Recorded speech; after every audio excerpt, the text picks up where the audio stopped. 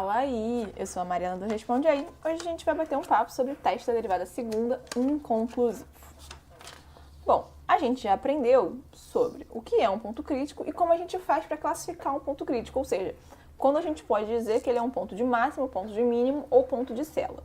E aí, para fazer isso, a gente usava aquele negócio que era o teste da derivada segunda.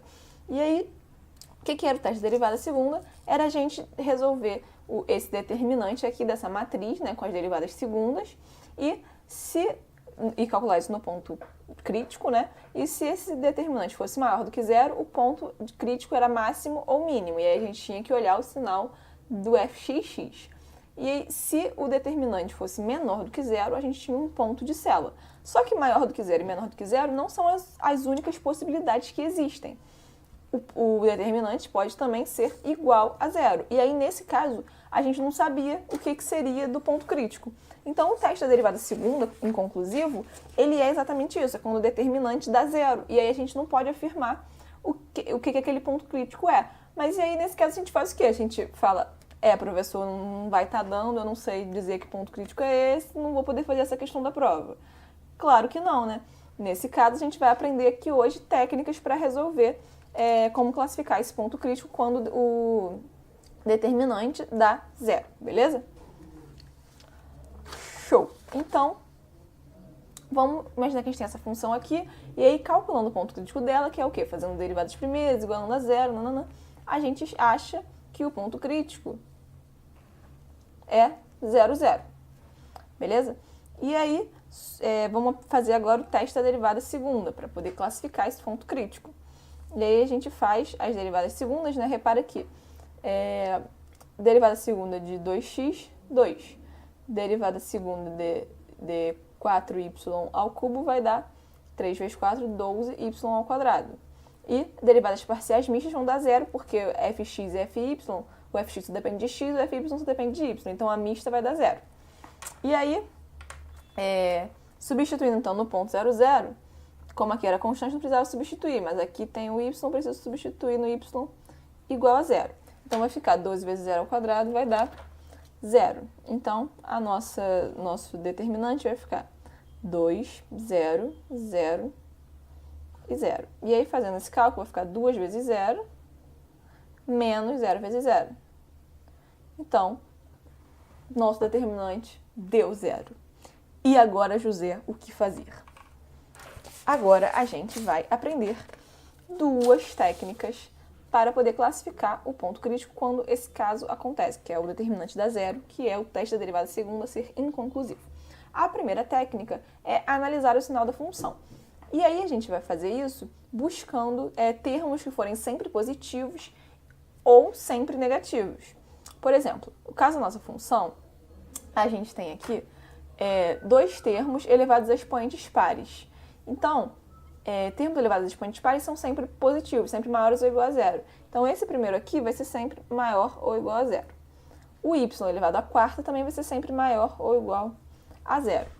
Desse modo, a nossa função, como ela é a soma de termos que são sempre maiores ou iguais a zero, a nossa função f de x, y vai ser sempre maior ou igual a zero.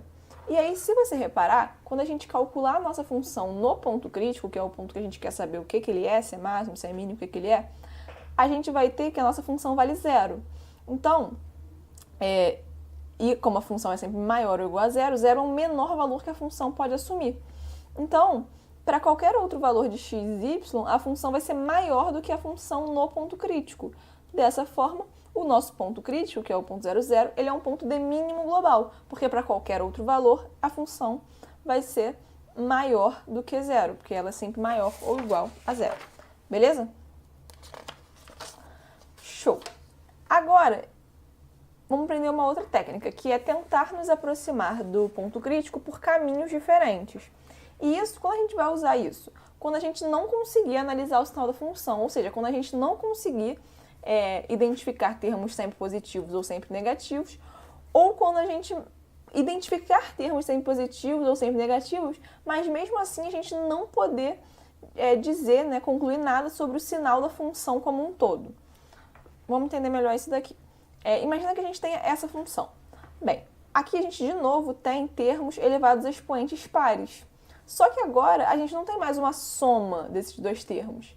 A gente tem uma subtração. Então, embora eu saiba que x² é sempre maior ou igual a zero e y² é sempre maior ou igual a zero, eu não posso dizer que a função toda vai ser sempre maior ou igual a zero. Porque se eu tiver y² maior do que x², eu vou ter que a nossa função ela vai ser negativa. Então, eu não posso dizer que ela é sempre maior ou igual a zero.